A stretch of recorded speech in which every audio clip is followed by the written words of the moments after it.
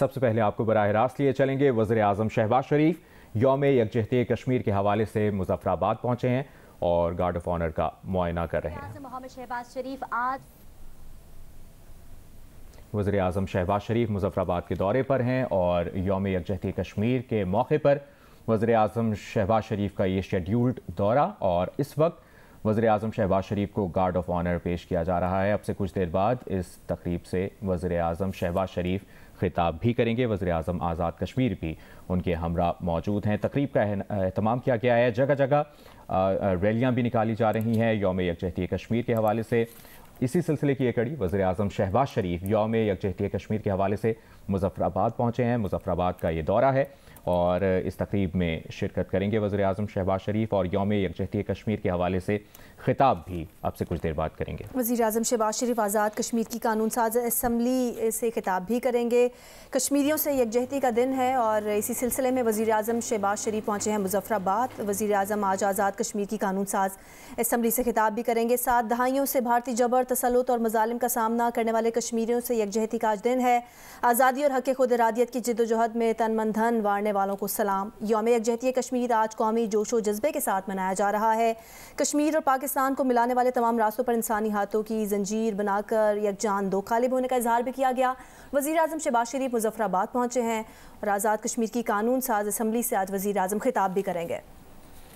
سابق صدر جنرل پرویز مشرف انتقال کر گئے ہیں۔ پرویز مشرف امریکن اسپتال دبئی میں زیر علاج تھے۔ سابق صدر پرویز مشرف 11 اگست 1943 کو دلی میں پیدا ہوئے۔ پرویز مشرف نے کراچی کے سینٹ پیٹرک ہائی اسکول سے تعلیم حاصل کی۔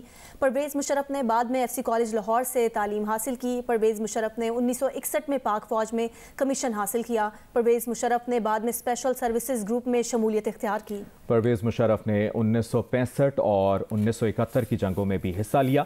پرویز مشرف 7 اکتوبر 1998 کو چیف آف آرمی سٹاف کے عہدے پر بھی فائز رہے۔ آپ کو بتائیں کہ دبئی سے ابھی تازہ یہ خبر ہے کہ پاکستان سے کل صبح طیارہ پرویز مشرف کی میت لینے دبئی پہنچے گا۔ پرویز مشرف کی میت پاکستان لے کر جانے کے لیے اہل خانہ نے کونسل خانے میں درخواست دے دی ہے۔ تفصیل جانتے ہیں نمائندہ جیو نیوز سبت عارف سے۔ سبت عارف، مزید کیا پتہ چل سکا ہے اس سے متعلق؟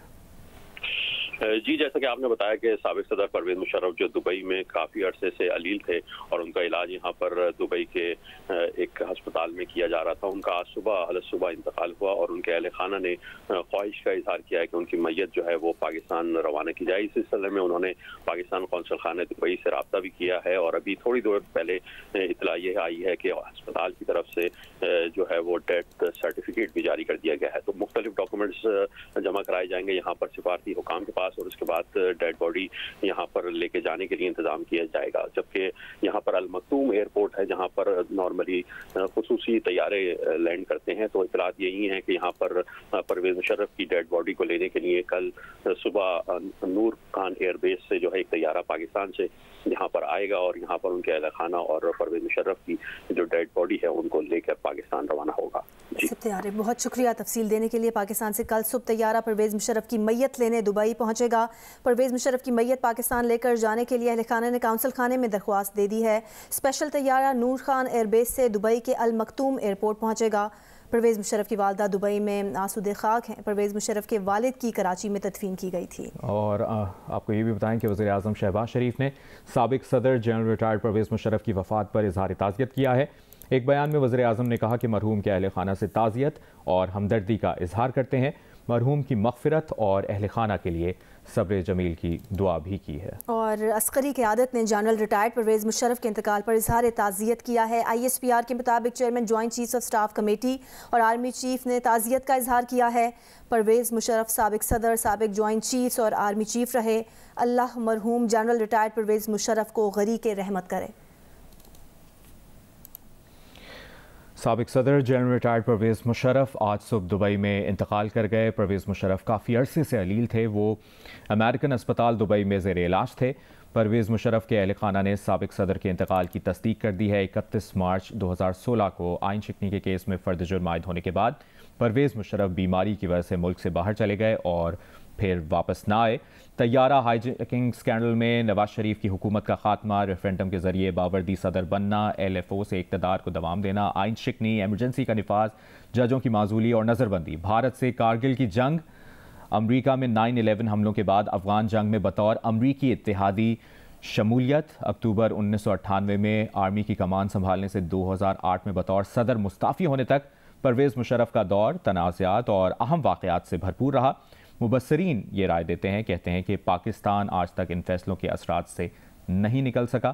سابق صدر جنرل ریٹائرڈ پرویز مشرف آج صبح دبئی میں انتقال کر گئے۔ سب سے پہلے پاکستان کا نعرہ متعارف کرانے والے پرویز مشرف اپنے غیر معمولی فیصلوں اور متنازع اقدامات کے باعث ملک کی تاریخ میں ہمیشہ یاد رکھے جائیں گے۔ کارگل جنگ سے لے کر نواز حکومت کا تختہ الٹنے تک اور خود کو باوردی صدر بنوانے سے لے کر ملک سے باہر جانے تک ان کی زندگی سے متعلق ہم آپ کو آگاہ کر رہے ہیں۔ پاکستان کی تاریخ میں پرویز مشرف کا کردار اہم اور متنازع رہا ہے۔ 7 اکتوبر 1998 کو چیف آف آرمی سٹاف کے عہدے پر فائز ہوئے۔ 12 اکتوبر 1999 کو نواز شریف کی حکومت ختم کر کے وہ چیف ایگزیکٹو بنے تھے۔ پرویز مشرف کو کارگل آپریشن کے مرکزی کردار کے طور پر بھی جانا جاتا ہے۔ انہوں نے 9/11 حملے کے بعد القاعدہ کے خلاف افغان جنگ میں فرنٹ لائن اتحادی بننے کی امریکی پیشکش بھی قبول کی۔ اپریل 2002 میں ریفرینڈم کرا کے باقاعدہ صدر پاکستان منتخب ہو گئے۔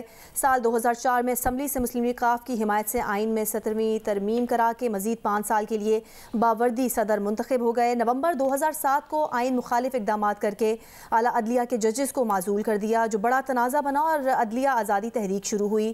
جنرل پرویز مشرف کو فوج کے سربراہ کے طور سے 9 سال بعد 28 نومبر 2007 کو سبکدوش ہونا پڑا۔ انہوں نے 29 نومبر 2007 کو 5 سال کے نئے دور کے لیے صدر کا حلف اٹھایا، لیکن اس عہدے پر زیادہ عرصے برقرار نہ رہ سکے اور 18 اگست 2008 کو مستعفی ہو کر ملک سے باہر چلے گئے۔ 11 اگست 1943 کو دہلی میں پیدا ہونے والے پرویز مشرف کراچی کے سینٹ پیٹرک ہائی اسکول میں پڑھے، بعد میں FC کالج لاہور سے تعلیم انہوں نے حاصل کی۔ 1961 میں پاک فوج میں کمیشن حاصل کیا اور اسپیشل سروسز گروپ میں شمولیت اختیار کی۔ 1965 اور 1971 کی جنگوں میں بھی انہوں نے حصہ لیا۔ کمان اینڈ اسٹاف کالج کوئٹہ سے گریجویشن کی اور رائل کالج اور ڈیفنس اسٹڈیز برطانیہ سے بھی انہوں نے کورسز کیے۔ سابق صدر general retired Pervez Musharraf Dubai میں آج انتقال کر گئے ہیں۔ پرویز مشرف کافی عرصے سے علیل تھے، وہ امریکن اسپتال دبئی میں زیر علاج تھے۔ پرویز مشرف کے اہل خانہ نے سابق صدر کے انتقال کی تصدیق کی ہے۔ 31 مارچ 2016 کو آئین شکنی کے کیس میں فرد جرم عائد ہونے کے بعد پرویز مشرف بیماری کی وجہ سے ملک سے باہر چلے گئے تھے اور پھر واپس نہ آئے۔ طیارہ ہائی جیکنگ سکینڈل میں نواز شریف کی حکومت کا خاتمہ، ریفرینڈم کے ذریعے باوردی صدر بننا، LFO سے اقتدار کو دوام دینا، آئین شکنی، ایمرجنسی کا نفاذ، ججوں کی معزولی اور نظر بندی، بھارت سے کارگل کی جنگ اور امریکہ میں 9/11 حملوں کے بعد افغان جنگ میں بطور امریکی اتحادی شمولیت، اکتوبر 1998 میں آرمی کی کمان سنبھالنے سے 2008 میں بطور صدر مستعفی ہونے تک مشرف کا دور تنازعات اور اہم واقعات سے بھرپور رہا۔ اور آج سے تقریباً 3 سال قبل 17 دسمبر 2019 میں خصوصی عدالت نے پرویز مشرف کو آئین شکنی کے مقدمے میں آرٹیکل 6 کا مجرم قرار دیتے ہوئے سزائے موت دینے کا حکم سنایا۔ جسٹس سید وقار کی سربراہی میں سنگین غداری کیس سننے والی خصوصی عدالت نے فیصلہ سناتے ہوئے قرار دیا کہ جنرل ریٹائرڈ پرویز مشرف پر آرٹیکل 6 کا جرم ثابت ہوتا ہے، اس لیے خصوصی عدالت پرویز مشرف کو سزائے موت کا حکم دیتی ہے۔ اکثریتی فیصلہ پشاور ہائی کورٹ کے چیف جسٹس جسٹس وقار سیٹھ اور لاہور ہائی کورٹ کے جج جسٹس شاہد فضل کریم نے دیا تھا اور سندھ ہائی کورٹ کے جسٹس نذر محمد نے فیصلے سے اختلاف کیا تھا۔ پرویز مشرف کے خلاف سنگین غداری کیس سابق وزیر اعظم نواز شریف کے دور حکومت میں دائر کیا گیا اور خصوصی عدالت 20 نومبر 2013 کو قائم کی گئی، جس کے بعد خصوصی عدالت کی 6 دفعہ تشکیل نو ہوئی، ججز بدلتے رہے۔ جسٹس فیصل عرب، جسٹس مظہر عالم یاخیل، جسٹس طاہرہ صفدر سمیت 7 ججز نے یہ مقدمہ سنا۔ سنگین غداری کیس خصوصی عدالت میں 6 سال تک چلتا رہا، جس کے دوران مجموعی طور پر 125 سماعتیں بھی ہوئیں۔ 31 مارچ 2016 کو فرد جرم عائد ہونے کے موقع پر پرویز مشرف عدالت میں موجود تھے، مگر پھر بیماری کی وجہ سے پرویز مشرف ملک سے باہر چلے گئے اور پھر کبھی واپس نہ آئے۔ عدالت نے کئی بار پرویز مشرف کو پیش ہونے کا موقع فراہم کیا، جس کے بعد خصوصی عدالت نے 19 جون 2016 کو پرویز مشرف کو مفرور قرار دے دیا تھا۔ اس سے قبل خصوصی عدالت میں دوران سماعت استغاثہ نے پرویز مشرف کے ساتھ سابق چیف جسٹس عبدالحمید ڈوگر، سابق وزیر قانون زاہد حامد اور سابق وزیر اعظم شوکت عزیز کو بطور شریک ملزم شامل کرنے کی درخواست کی، جو عدالت نے مسترد کر دی اور عدالت کی جانب سے یہ ریمارکس دیے گئے کہ اس پر سپریم کورٹ کا فیصلہ آ چکا ہے۔ پرویز مشرف کے وکیل رضا بشیر نے ایک بار پھر پرویز مشرف کو 342 کا بیان دینے کا موقع مانگا تو عدالت نے کہا کہ یہ وہ موقع بارہا فراہم کر چکے ہیں، اب وہ وقت گزر چکا ہے۔ سابق صدر جنرل ریٹائرڈ پرویز مشرف آج دبئی میں انتقال کر گئے ہیں۔ اس وقت ہمیں جوائن کیا ہے سابق گورنر سندھ عشرت العباد خان صاحب نے، ان سے بات کریں گے۔ عشرت इबाद खान साहब, आपने वक्त दिया, शुक्रिया। एक अफसोसनाक खबर, साबिक सदर जनरल रिटायर्ड परवेज़ मुशर्रफ आज दुबई में इंतकाल कर गए। उनके दौर को किस तरह से आप याद रखेंगे, और आपका तो काफ़ी वक्त भी उनके साथ गुजरा, रोशनी डालिएगा। जी बहुत शुक्रिया। सबसे पहले तो मैं ज़ाहिर बहुत अफसोसनाक खबर है, और अल्लाह ताला उनको अपनी जवाहर रहमत में आला तरीन मुकाम अता फरमाए, और उनकी फैमिली को हम सबको सब्र जमील अता फरमाए। बहुत बेहतरीन इंसान थे, ज़ाहिर मेरा बहुत वक्त गुजरा है उनके साथ, और बहुत जो भी उस ज़माने में काम हुए वो मैं समझता हूँ कि कराची की और सिंध की तारीख में बहुत एक मुकाम रखते हैं। और उनका जो न सिर्फ एक बेहतरीन इंसान थे बल्कि बहुत बेहतरीन एडमिनिस्ट्रेटर भी थे वो, और उनका जो बोल्ड डिसीजन लेने का जो एक अमल था, उसकी वजह से बहुत सारे मामला बहुत जो वक्त तलब होते हैं वो बहुत तेजी से हल होते थे। तो एक अच्छा दौर था उनका मेरे तजर्बे में। यकीनन मुख्तलिफ आरा हैं उनकी शख्सियत के बारे में, और उनके सियासी मामलात के हवाले से, लेकिन जाहिर है कि जो मैं अपना तजर्बा मैं समझता हूँ, मेरा बहुत ही एक प्लेजेंट और एक फॉन्ड मेमोरीज हैं उनके हवाले से, और बहुत ही शफकत उन्होंने हमेशा दी। और जिस तरह वो इंटरेस्ट लेते थे कराची की और सिंध की डेवलपमेंट में, हायर एजुकेशन में, लोकल गवर्नमेंट सिस्टम में, गवर्नेंस में, बहुत सारे तकरीबन हर इंडस्ट्रियलाइजेशन में, बिजनेस कम्युनिटी के साथ, सबके साथ अक्रॉस द बोर्ड जिस तरह का उनका एक तरीक़ाकार था, वो यकीनन हर शख्स उसकी तारीफ करता है, और उस कमी को यकीनन महसूस करता है। बहुत बहुत शुक्रिया आपका इशरतुल इबाद खान साहब, साबिक गवर्नर सिंध, आपने जियो न्यूज़ को वक्त दिया। सबसे पहले पाकिस्तान का नारा मुतारिफ कराने वाले परवेज़ मुशर्रफ अपने गैर मामूली फ़ैसलों और मुतनाज़ा इक़दामात के बाइस मुल्क की तारीख़ में हमेशा याद रखे जाएंगे। साबिक सदर general retired Parvez Musharraf Dubai में इंतकाल कर गए हैं। परवेज़ मुशर्रफ काफ़ी अरसे से अलील थे, इसी पर बात करेंगे। मुशर्रफ दौर में पाकिस्तान के वज़ीर ख़ारजा खुर्शीद महमूद कुसूरी साहब इस वक्त हमारे साथ टेलीफोन लाइन पर मौजूद हैं। खुर्शीद महमूद कुसूरी साहब, आप मुशर्रफ दौर में वज़ीर ख़ारजा थे, आप किस तरह से उस दौर को याद करेंगे? उस दौर के दो हिस्से थे। एक तो जो था 9/11 से पहले वो वज़ीर ख़ारजा दूसरे थे अब्दुल सत्तार साहब रहे, और मैं 2002 के नवंबर में आया हूँ इलेक्शन के बाद। तो उसके दो हिस्से हैं। मेरी उनसे टोटल वाबस्तगी जो रही है वो फॉरेन मिनिस्टर रही है 2002 से लेके 2007 नवंबर तक, जब उसका हमारा पीरियड ख़त्म हो गया था, उस पार्लियामेंट्री दौर जो था, और हुकूमत भी ख़त्म हो गई थी नवंबर में। वो एक कलीदी दौर था हर लिहाज से।